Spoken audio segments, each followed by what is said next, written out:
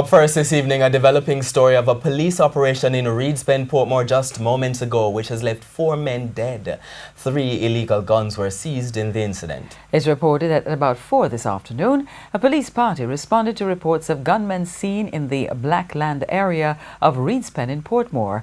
On arrival, the cops were greeted with gunfire and returned the fire. Now, following the shootout, the 4 men were found in a yard with gunshot wounds. They were taken to hospital where they were pronounced dead. And TVJ News understands that the men, who are from the Waltham Park Road area, were reportedly involved in Sunday's attack on mourners along 77th Lane of Waltham Park Road. 2 persons were shot dead, including the driver of a hearse in that attack.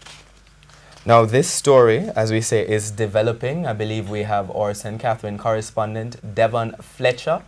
He's on the scene and he now joins us by phone to give us the very latest. Devon, what's happening? What are you seeing?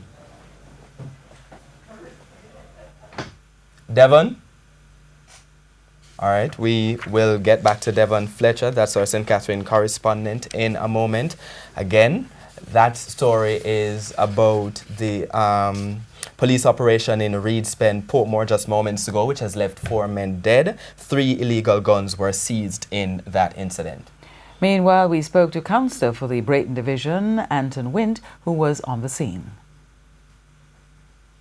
We hear that shooting between some young men and the police took place. The numbers have varied between 4 and 6 persons have been killed and removed from the scene.